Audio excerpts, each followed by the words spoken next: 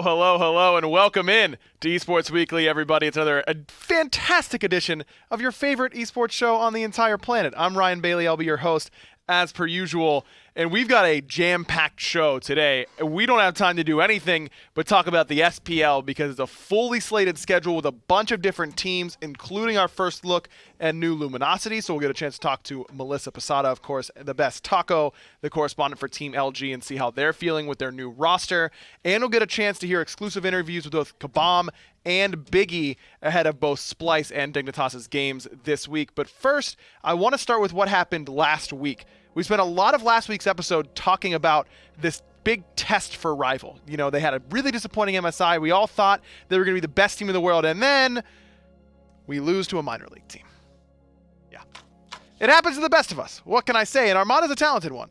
They're no slouches. But we've talked a lot about that. Let's talk about what's happening with Rival right now, and that's that they have returned to form instantly. We had a test week for United in Phase 1. This was Rival's test week, basically right off the bat here in Phase 2. They faced off against Dignitas and the Pittsburgh Knights and only dropped 2 games. 3-1 in both of those sets. And that is huge for this Rival squad, not only because I think it revamps the confidence, the public is back in the Rival corner, everyone's feeling good. It was just 2 games against Armada. Who cares? It's not at Worlds. We were feeling good. Everyone was looking fantastic again. Captain Twig started off a little bit sleepy, then started looking like his old self again. Arkil was making plays in the dual lane, which I think those two, after particularly bad performances against Armada, it was important for them to get the ball rolling again. Polar Bear Mike as well, who looked like he was returning to form. And all of a sudden, Rival has not only righted the ship, but they might be your number 1 seed for Worlds already. As long as they take care of business down the stretch, they're good. They've already taken out 2 of the top teams. Yes, still have Splice. Yes, still have Renegades. A lot of these other really good teams as well. But they already beat Dig and PK again. And now we're in commanding position to be your first seed at Worlds just a couple weeks into Phase 2. Impressive stuff from the Rival boys. Certainly getting an A+ on their test week. Let's see the rest of the schedule from last week so you can see what else you may have missed. United looks good up against SK. They beat them 3-1. The new Obey Alliance roster did not inspire too much, though Game 1 was very, very close between them and SK. So SK going 1-1 on the week. Could have been worse, though they're still a little bit further down in the standings right now. Remember, these all carry over. 5-6 so far on the year for the SK Gaming boys, though they are in the plus minuses. Not quite the case for SSG, Obey Alliance, and LG. LG, if they win this week, can immediately jump out of the basement at this point. And that's something that you're looking forward to if you're an LG fan. They are very close in that plus minus. They've won a decent amount of games despite not finding a set win quite yet.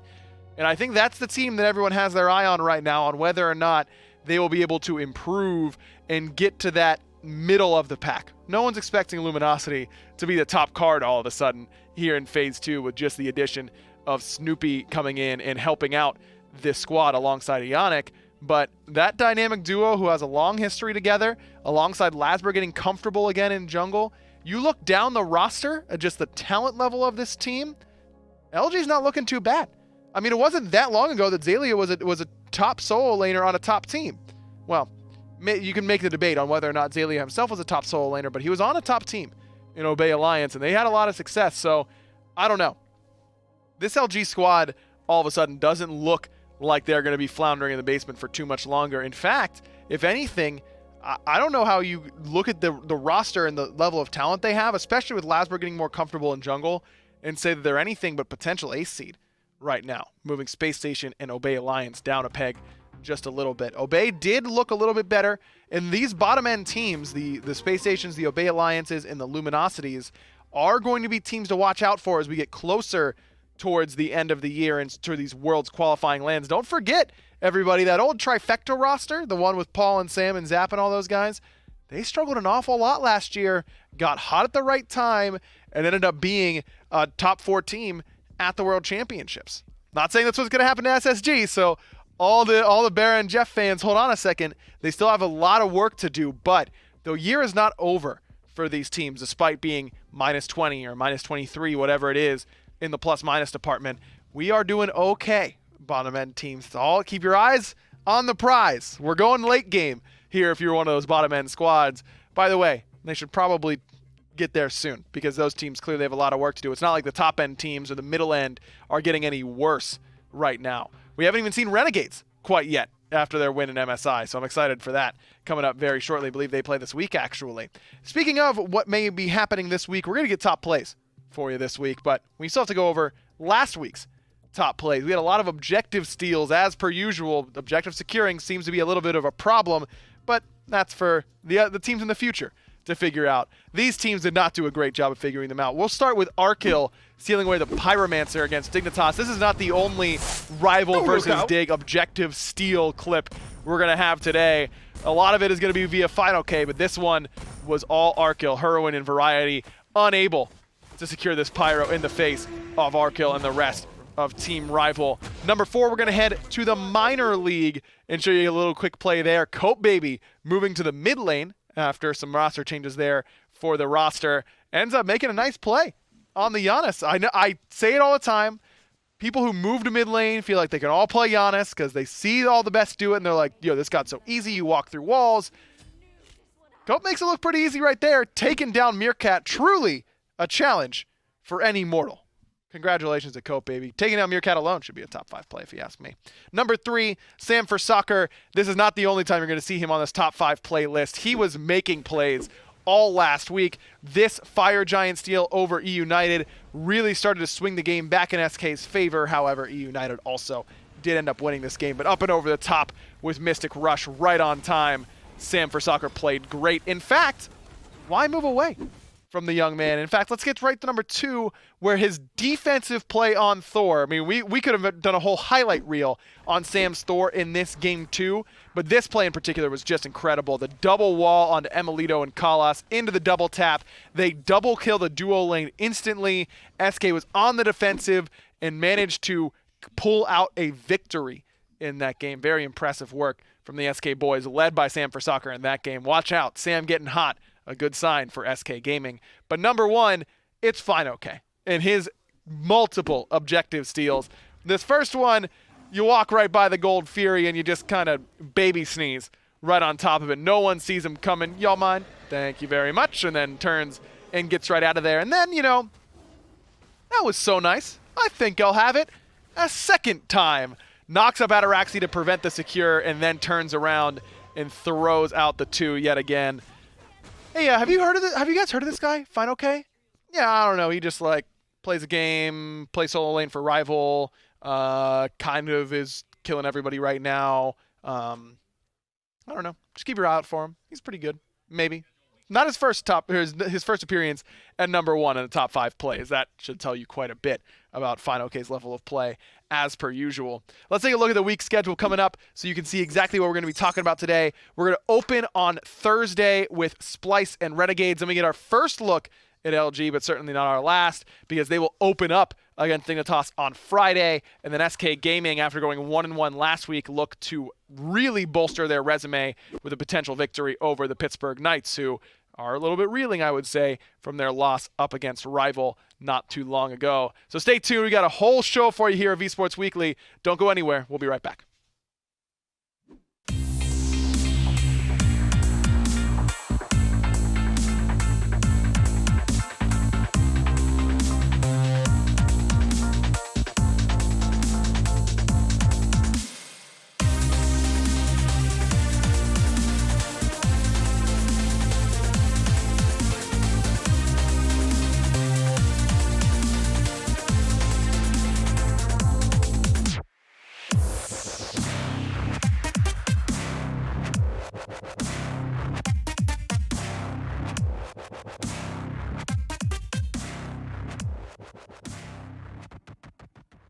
Hey guys, we got a new show coming out called Roll Q. This week on the premiere episode, we sat down with a bunch of the best ADCs to ever do it and talk about their hunter play, or as Funball often says during the episode, the carries, because there's a distinct difference. I think Season 3, Emelito was the best hunter who's ever played. Well, I guess he played Aegis, actually. Yeah, that's all right. Yeah, you know. Carries. Yeah. Best carry player the game has seen. So check it out, and thanks for watching.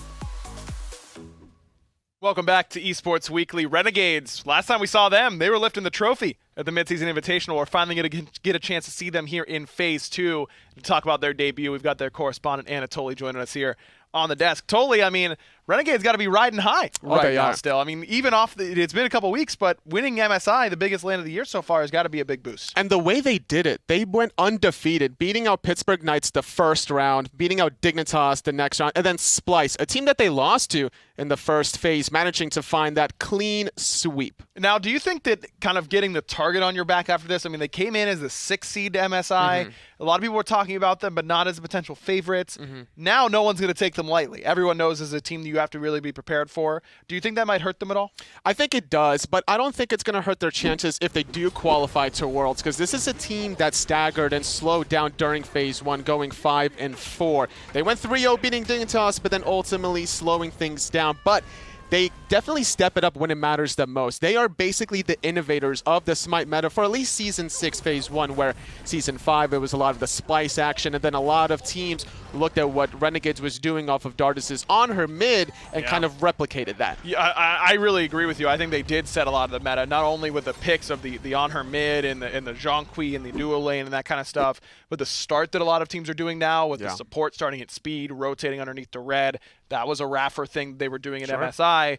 And so it's just a matter of, are they going to be able to do the same thing when it comes to all these mid-season changes? I think they can, because they really play off of Dardes and Funballer, or at least in the beginning of Phase number 1. During the LAN, it was actually a lot of Nika finishing off number 1 in the KDA department at 10.0. Very impressive stat, especially for a solo laner. When this team was first formulated, I had like a little bit of an asterisk or a question mark of like how Nika would perform, but he definitely stepped up a LAN. I have a lot of high hopes for them in Phase 2. Yeah, I think that's a good point. I mean, Nika, we talked so much about Dardes and Raffer and Funballer and Cherio. Nika has quietly been one of the best solos in the entire world so far. What do you think has been the biggest difference for him between last year and this year? I think that it's just his different style that he brings. It's not just his style, but the other styles between Cherio, Funballer, Dardes brings his own uniqueness to this team, and the combination of these two different styles has just been allowing Renegades to succeed so well, and Nika has been so consistent with a very small god pool, I'd say. In 32 games, he's only played 8 different gods before the MSI LAN, and it's worked out for him. It doesn't really matter that he has a small god pool, because he's just going to outright beat you anyway. I'm surprised that it's 8, to be honest with you. I mean, I thought you were going to say like 5. No. Just off the top of my head. I mean, it's a lot of Yorm, a lot of Arthur, and a lot of Achilles, and everything else has kind of been by the wayside. Do you think that that's an area where teams are going to start to attack Renegades, or do you think that Nika can either expand it or make those, 6, 7, 8 gods work just as well as the top 3? I don't think it's worth it in Season 6 to ever focus out any solo laner, especially Nika. So I think if anything, Renegades, their target on their back is going to have to be Dardes in the mid lane. Try to get him out of the equation, get him less comfortable, maybe even focusing out Cherio. Well, their first match, Renegades, in Phase 2 is going to be up against a team they just beat at the Midseason Invitational. It is Splice. And Splice is going to be coming in hungry to prove that sweep was just a fluke.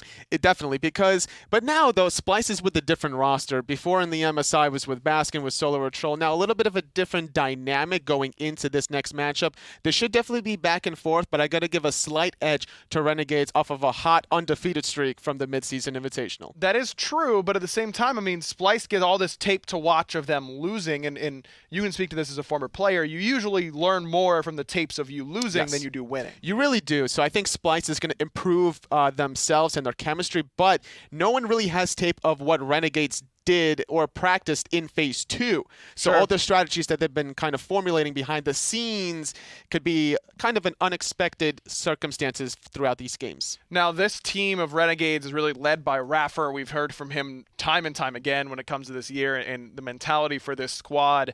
I think one of the big things that stood out for me is that he said that this mid-season invitational victory was one of the most enjoyable of his career, if not the most.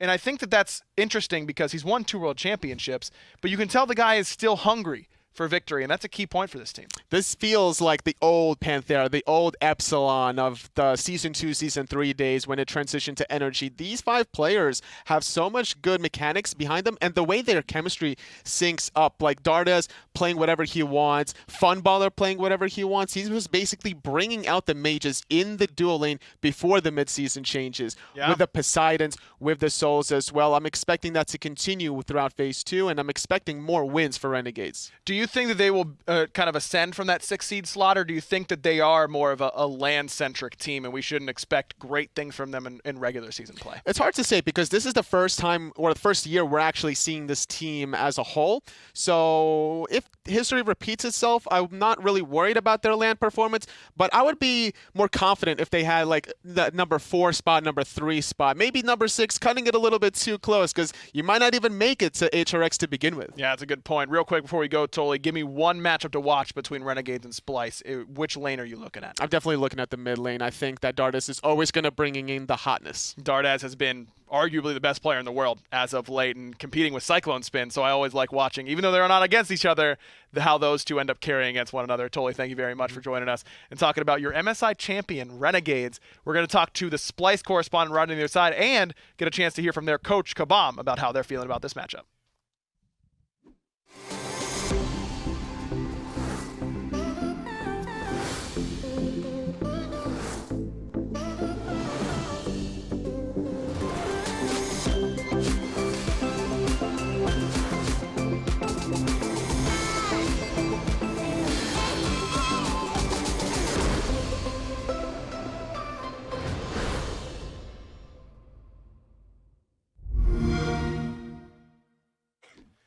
Welcome back to Esports Weekly, everybody. We just talked to Anatoly about how the MSI champions, Renegades, are feeling going up into their rematch against Splice. But we got to see how the runners-up are going to take the crown back. And to do that, we've got Taco joining us here on the set. Taco, I got to say, we've been doing a lot of promos as of late for this sweet victory battle pass. You look like that you could join in with this hair. It's a great look. I'm really just trying to promote the company as much as possible here, Aggro. Team player. Sweet victory battle chess, definitely the way to go. Soul Skin, become it real life. 5 gems. That's what we're talking about here on Lots Esports of Weekly. them. Yeah, all of the gems. Taco, Splice really felt confident, I think, going up against Renegades. Those two teams were clearly the best two at that tournament, I think.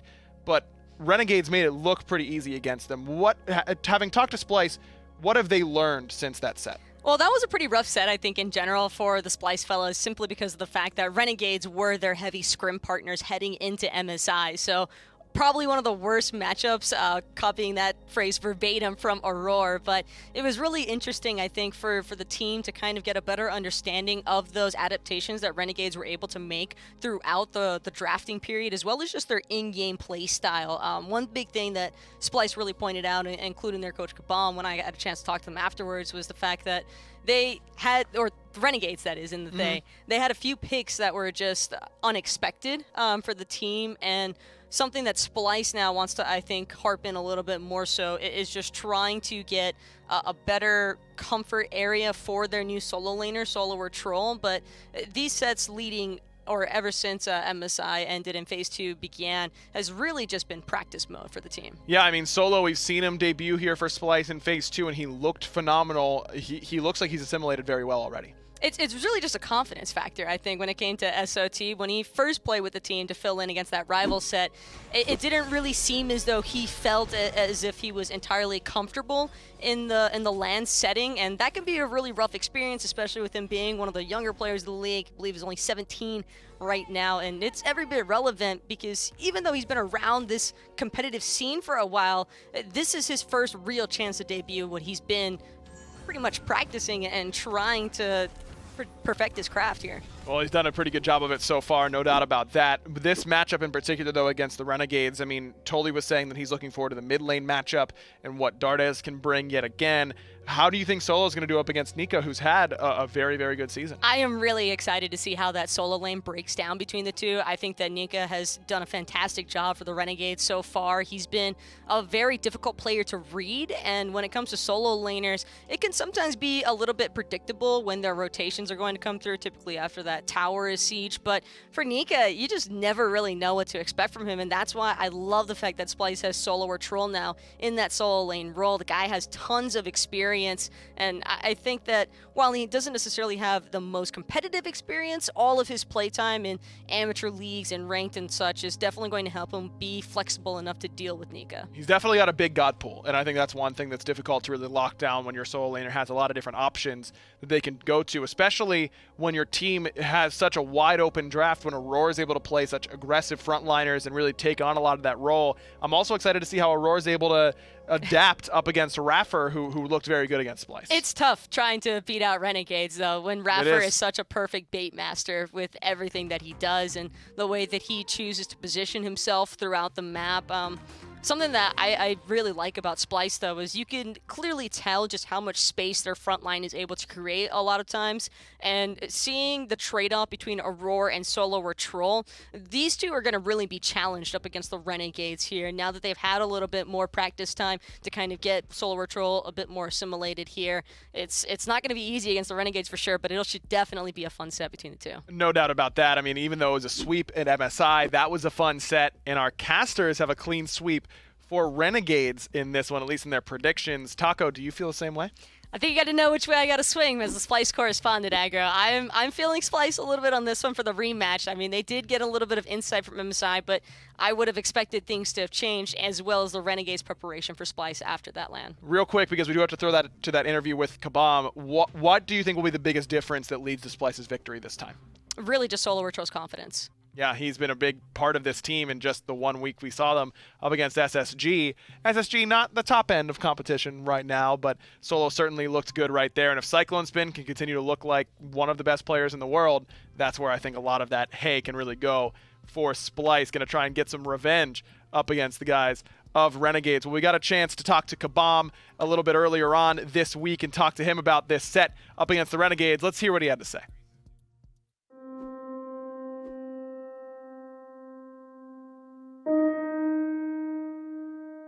It's been really rough, but we rallied together at the last split with Baskin, which was, kind of a lucky call-up for us. Gave us a chance to sort of get our feet to the ground and start winning some games, which the team as a whole benefits from, obviously. Moving forward with Solar Troll, I think things are pretty good. In scrims, he's been meeting expectations. In the SSG set, he played very well, obviously. People think about the game differently, play the game differently, and that shows through sometimes in our games when you see like really weird mistakes. That's usually like a breakdown in communication. But Aurora and Scream and Ven are all pretty good at getting on the same page after that happens in most games, so just something we're working on. I generally only critique things if they're common issues. I don't go off on people because they make a mistake. I think that's one thing that people think that coaches should do, but I generally just try to focus on where they've improved and what they're doing well, and then only issues that are constantly coming up, like if somebody is constantly dying at the same time every game or losing actives poorly or something like that, that's what I'll address, but I don't usually go after people unless it's repeat mistakes.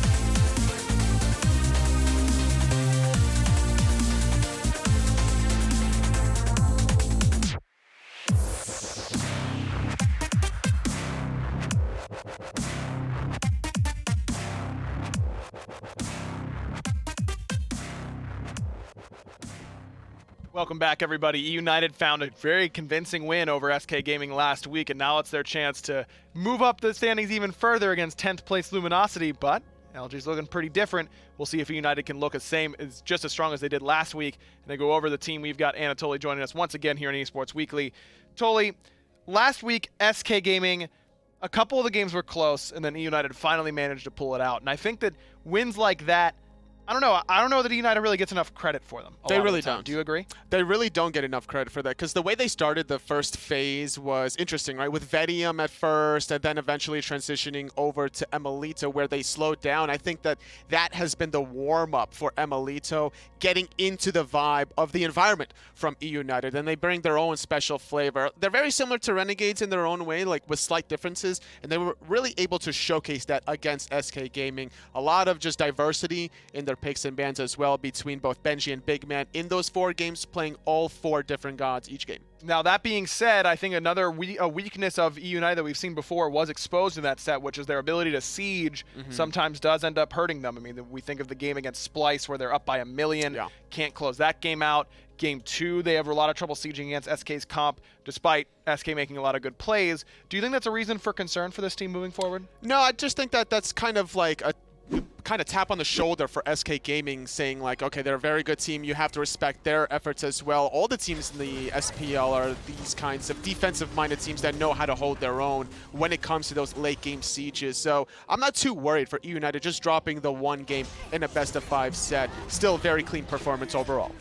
Can tell by some of these clips even their strategies have been very CC heavy. A lot of Isis, a lot of Kepri and Athena and these gods that really rotate around that lockdown of frontliners, and that seems to be a style that they're finding success with. Callus is definitely the standout player to make those plays happen, making Big Man very comfortable. Big Man, I think, of this roster is definitely like the shining star in terms of making the kills happen, getting the last hits. He likes these high bursty mid-mages, Poseidons, the Rysians of Phase 1, but with mid-season changes, we'll see how his god pool kind of evolves and adapts, because we've seen so many different starts between mages going in the long lane and hunters in the mid. But to be fair, Big Man can also bring out the Moose and Cobb at any given moment. That's true. He's been a big AMC fan for quite some time now. Is he the primary win condition for United, or is it around, Benji in the solo lane? Is it Collis' setup? Where do you see most of their wins coming from? I think if Ice Ice gets off to a great early start, that's their win condition straight up, because the whole roster from top to bottom can easily still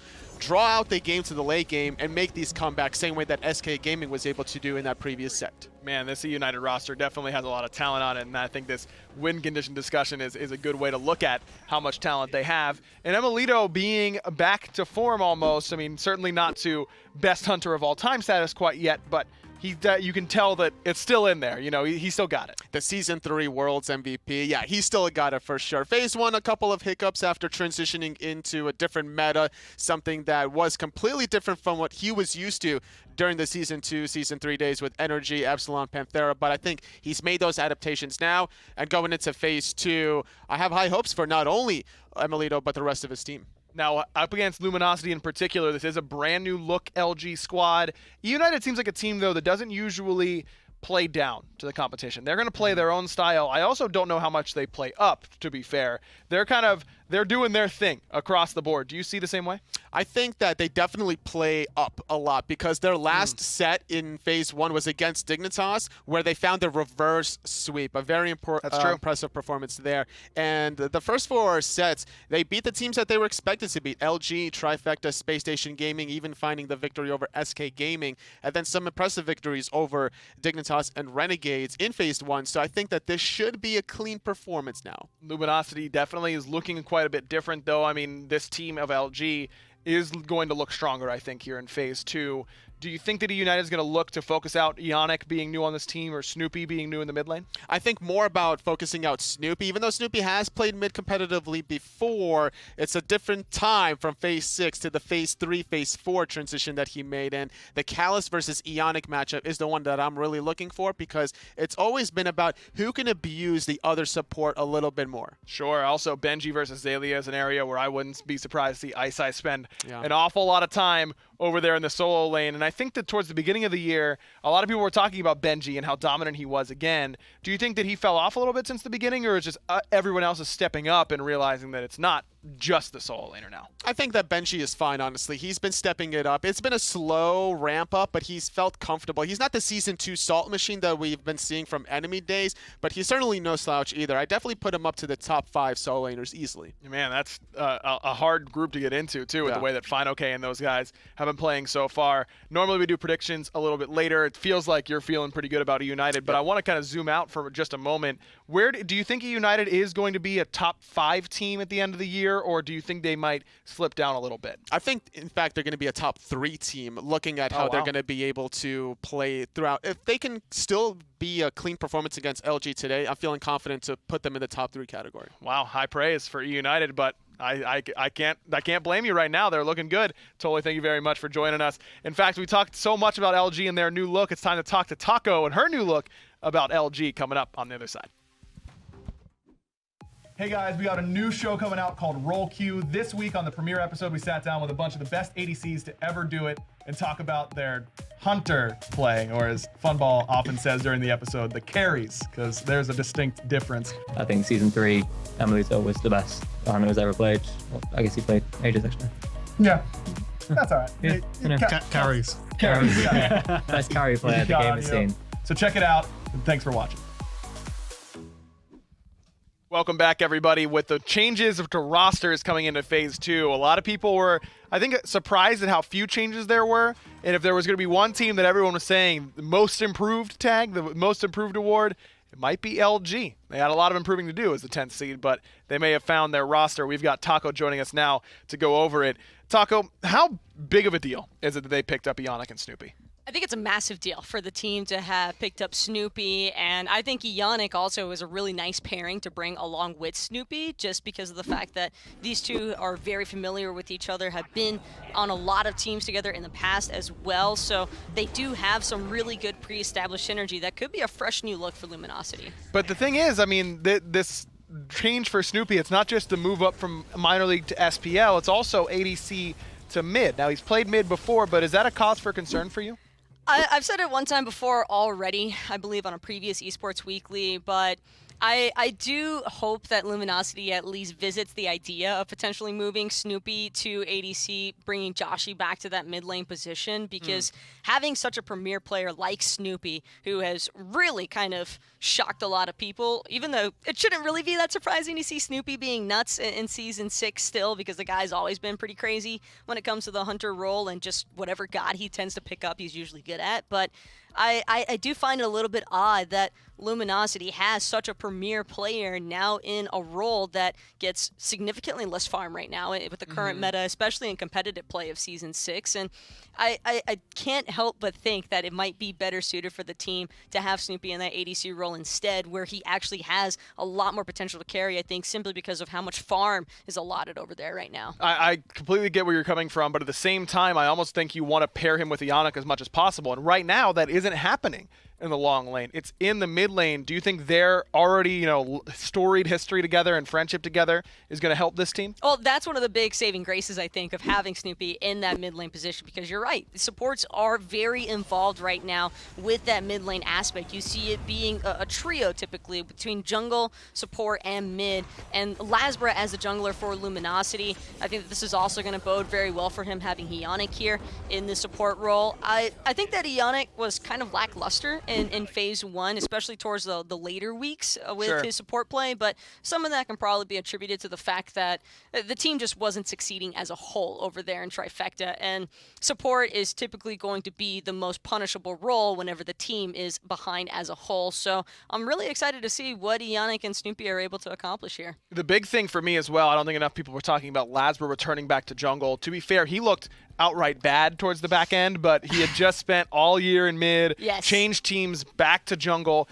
Do you think this extra time down between MSI and Phase 2 is going to end up helping him and be returning to that jungler form that we were expecting to be SPL level? I'm not completely convinced that Lasbra is going to be peak of his career status coming into Phase 2. I'm not actually certain of how much scrim time or practice time even the team had together, because Lasbra was away for a little bit on vacation, trying to take some time away, visit family, which is all completely understandable things to do, but could take a little bit of a damper against his actual play in Phase 2 because it's tough right now. And when you spend all of Phase 1 practicing and scrimming nonstop surrounding that mid lane aspect, sure, you can understand the mid lane role, and I think it's great that Lasbren now probably has a really good understanding of what that mid laner wants to do, but still trying to transition back over into the jungle, it can be some growing pains. Well, it might be growing pains to start off their phase as well, because E United has looked good as of late. This is a team that just took down SK Gaming, who's also looked a little bit improved by my estimation. How do you think they fare up against E United?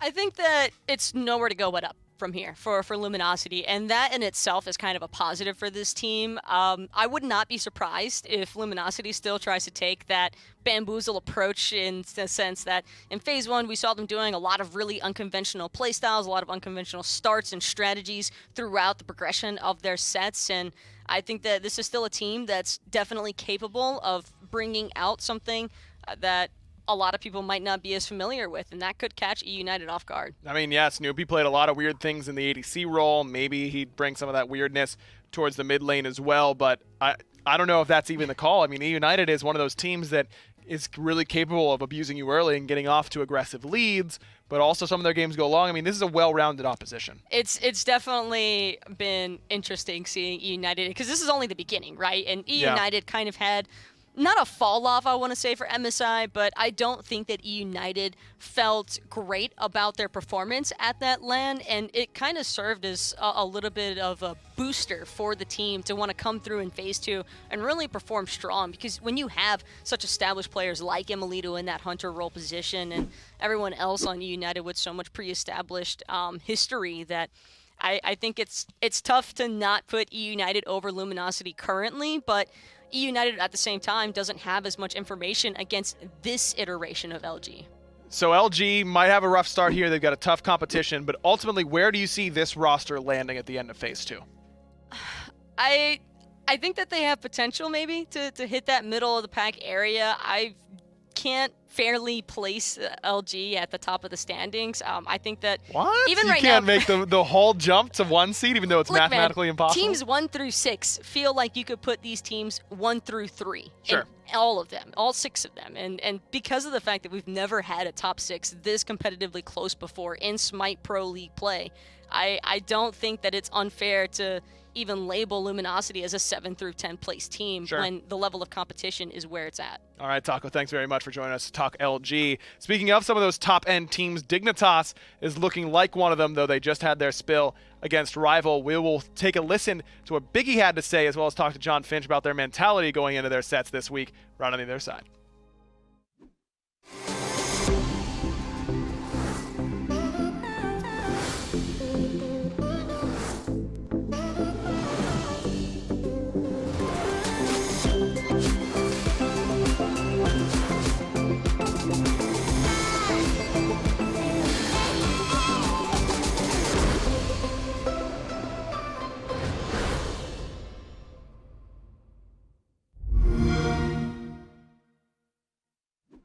Welcome back to Esports Weekly. Team Dignitas is a top card in the SPL. There's no doubt about that, but licking their wounds a little bit after last week's shellacking at the hands of Team Rival, and they've got the perfect whipping boy in LG sitting right in front of them to talk about it. We've got John Finch standing by. Goodness. I mean, they're the 10 seed, Finch. What do you want from me? You gave it to both of them, too. Dig get the shellacking, and then LG the whipping boy. It's even. Listen, normally it's Hinduman, the savage, sitting in this seat. Right. He would have really ate that whole throw up. I was just playing to my audience that I thought was going to be here. But Right. Instead, it was me, and I came in too positive. That's fine. Yeah. I'm right there with you. I mean, I don't know, man. That was a tough loss to Rival, but everyone loses to Rival. I told Dig not to feel too bad about it, but I think they took it to heart. Yeah, I mean, they're a competitive group. You know, this is a team that expects excellence from top to bottom. But I think that even though they lost against Rival, it's not a huge cause for concern. No, and I agree with you, and I think that, just like you said, the team certainly wants to be able to beat Rival. I mean, obviously, of course, and I approach them with the mentality of, look, everyone has struggled with them except for Meerkat,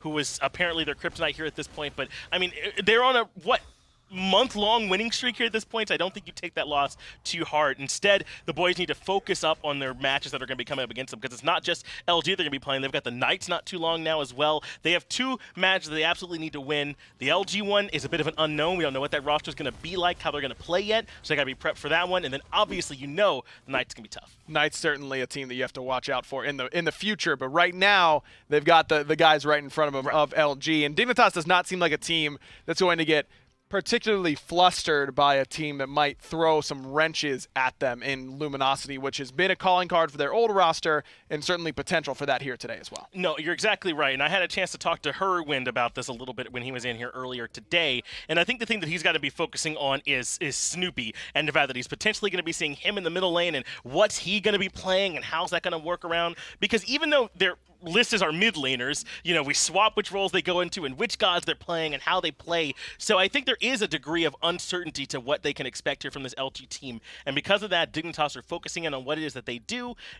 Obviously Snoopy plays a weird god pool, so we saw from him at MSI. They're ready for that. Sure. But for the most part, they're prepping for just themselves. Yeah, Dignitas is one of those teams that's putting their mid laner in the long lane right now. Sure. Ataraxia is moving to mid, and Herwind in the long lane. How do you think that they came to that decision, and do you think it's helped them? Yeah, that's great that you asked, because I asked him about that earlier today too. And what he said to me was, I don't think we're still 100% sure about which one's the best yet. What we do is we take it on a bit of a case-by-case basis, on the god, on who we're playing up against, on what matchups that we like, and that no one's really still 100% sold on what's the most efficient way to be playing these at some of these times. I think it has helped them. I think Herwind fits a little bit better in the mid lane. I like him there, but if they trust him on certain gods, then yeah, I know that guy can get it done the long lane too. Hurry used to be a multi-role superstar, now just a mid lane superstar. Why not go back to the former?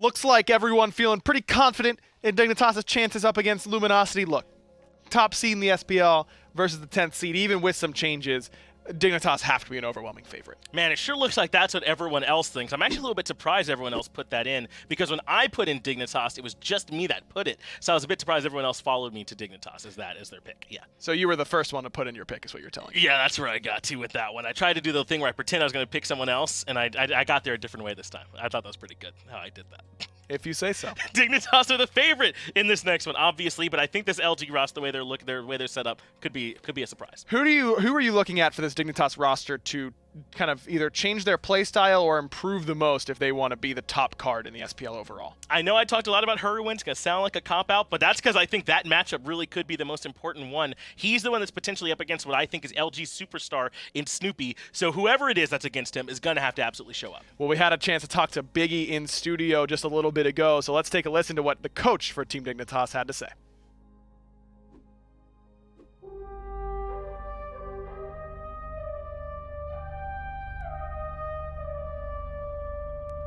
I think we started strong, a little bit of a honeymoon phase, and then we kind of dipped towards the end, and now we're still trying to figure ourselves out a bit again after the meta shifted.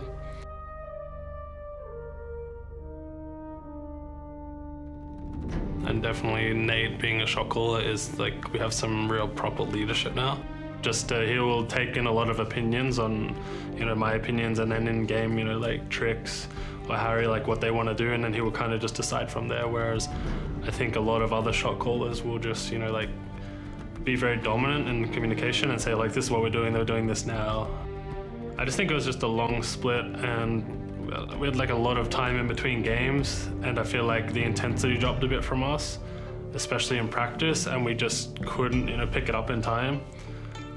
It's definitely improved now, but obviously we lost to Rival. We still have some, problems to work on.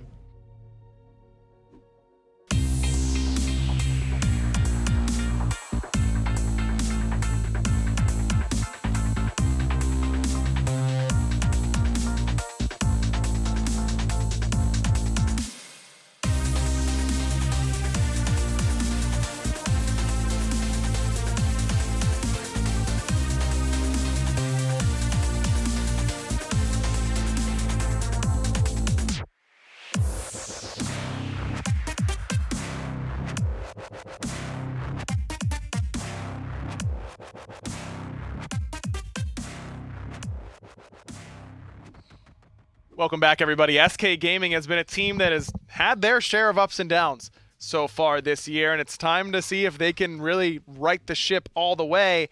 But every week seems like another tough matchup for them. To go over it, we've got Tom Baddinger here in studio with us. Tom, SK Gaming, we never know what we're going to get, it feels like. I mean, they have these great highs and then these lows. I mean, yes, they beat Obey 3-0, but Game 1 was awfully close last week, probably closer than it should have been. Are you feeling the same way that I am, that they're a little bit too inconsistent? Absolutely. I think that this team has a lot of positivity. Anytime I talk to them, Neil is absolutely very comfortable. And you know what? To be honest with you, I buy it. A lot of times, you'll talk to teams and they'll be like, "Oh, hey, we think we're going to win. We think we're very comfortable. We're okay with losing games." And you go, "Okay, what are you going to tell your girlfriend when you close the door?" When I talk to these guys on SK Gaming, they're comfortable and they look at their losses as learning experiences, and I honestly buy that, Ryan. I think that right now, what Neil said to me a couple of weeks ago is very poignant. He was like, "Look, we don't care about seeding for Worlds. We want to get there. We want to skip that first portion, so we want to top qualify, and that's all we're really concerned about." So I look at what SK Gaming is doing, and yes, I agree that they're too inconsistent to answer your question with a yes or no, but my confirmation after that is, but they're doing right things with the losses, and they're still on track. They're not at the bottom. They're still on track to do well at to find themselves in a position to do well at Worlds. Sure. So eye test, yeah. Analyst, after you crunch the numbers, they're doing the job. I just feel like, they've got another tough matchup against the Pittsburgh Knights, and I'm seeing into my crystal ball right here, and here's what's going to happen. Their first 2 games are going to be really close, and they're going to lose, and then they're going to get blown out Game 3, and it's going to be a 3-0. That's like the vibe I'm getting every time. See, I'm getting slightly above that. I'm getting that the same exact thing, except maybe they'll win 2 and they'll get blown out in game number 5. That's really what I'm seeing, because I do see some of that success. Excuse me. So when I look at this SK Gaming team, that's the question I pose. Which SK will we see?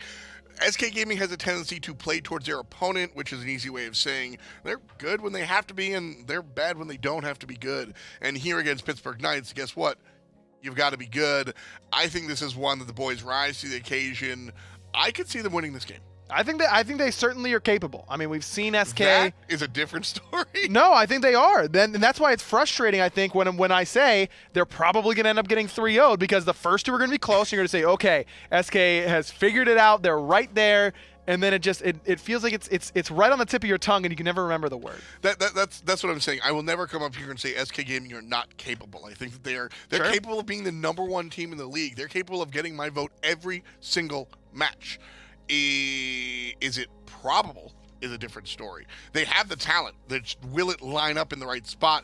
And I think that's what the team is asking themselves. If I knew the answer, I'd leave here and coach them. That's the situation we're in, because they're a great team. They got all the great people. They got all the right strategies. Neil Ma's doing great over there for them in the support position. But when does it all come together? They can't figure out how to slide those pieces. And when they do, we'll get the achievement unlocked. They'll be number 1. Sure. Yeah, there's certainly a lot of potential for the squad. I think Neil is a good highlight by you, because he's had a tough start to phase 2. He has not looked quite as comfortable, and your front line, I feel like he's been a little bit too far forward. There seems to be a little bit of a disconnect there between him and the rest of the squad. That's really what I was kind of getting at, is that Neil started off with these great instincts and looked like a great part of the team, and now as we transition to phase number 2, we're seeing different levels of communication. Sometimes Zap and Neil look like they're perfect, and Neil comes out of nowhere and they gank that lane, and other times Neil's just,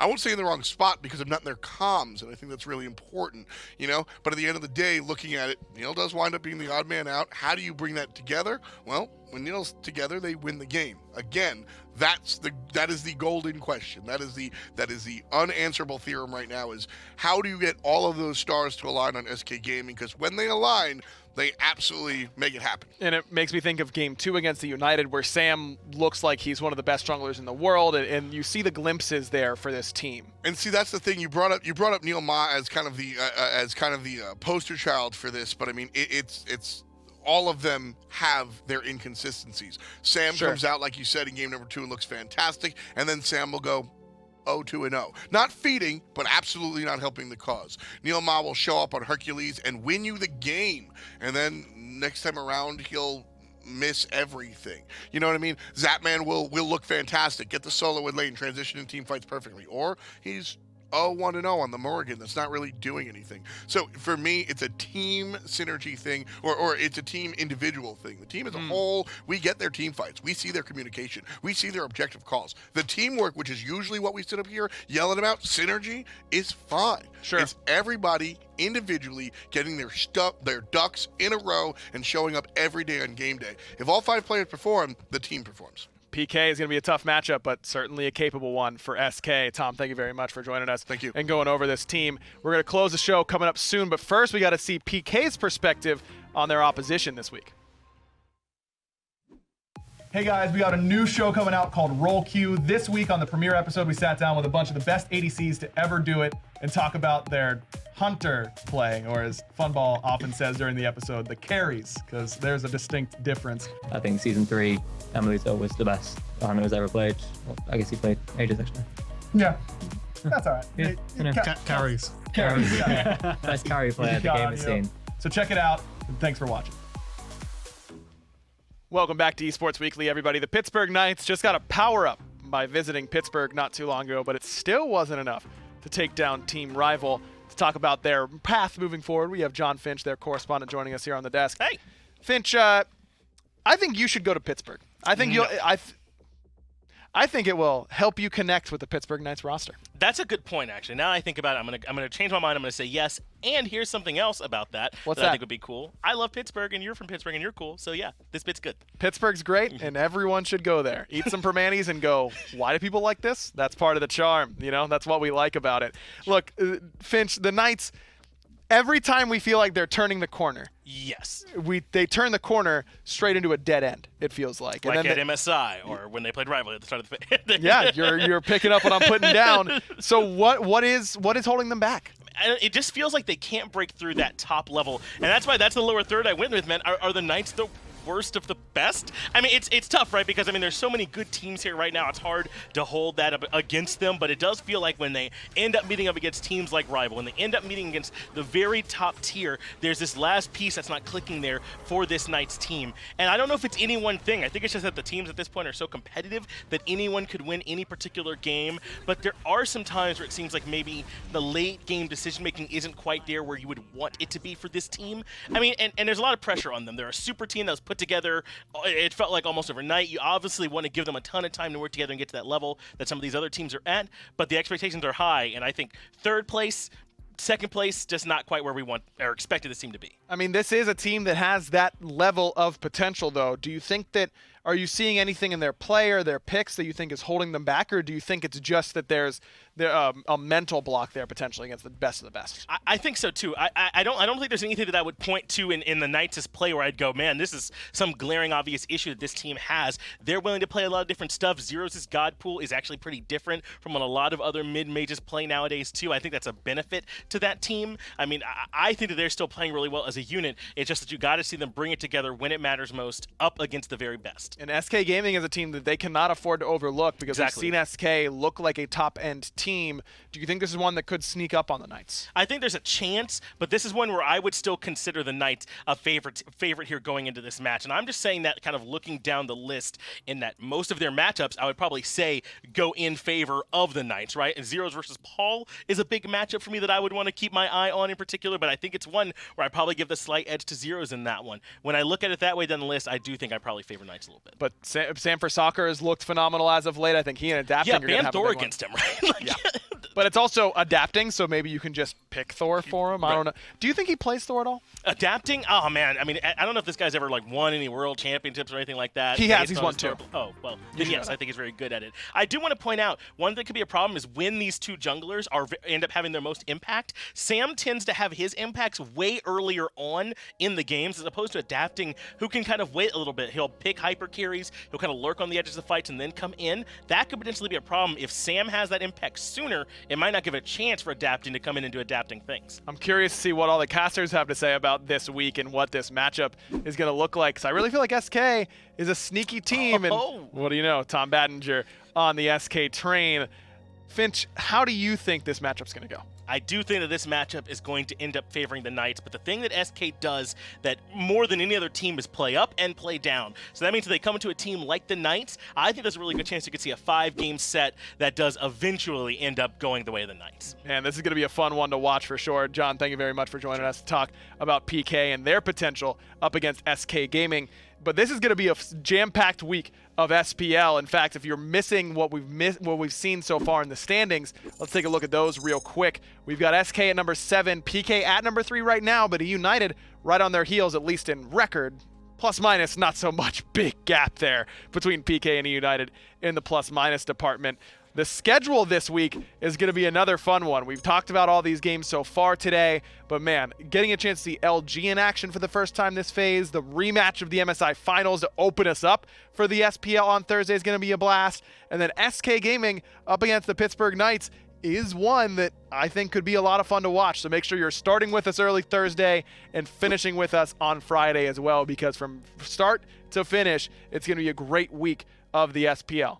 As it always is. Isn't it funny how I say every week, well, we've got a jam-packed show, we got a lot of great information for you, it's going to be a good one, and then I say, hey, the SPL is going to be really good this week, make sure you watch. It's not a coincidence. Every week I look at the schedule, I'm like, man, there's so many good matchups. How do we manage to do this every week? Because the level of play continues to rise and rise in the Smite Pro League, and it's not getting any worse. I can tell you that much. LG, big test, but they've got 2 tough opponents in our first week, so make sure you tune in for those to see Snoopy and Ionic's debut in the blue jerseys for Luminosity. Thanks so much for watching here on Esports Weekly. As always, you can get in touch with me at Agro on Twitter, at SmitePro, if you want to get the news on all of your SPL sort of news and standings and all that good stuff.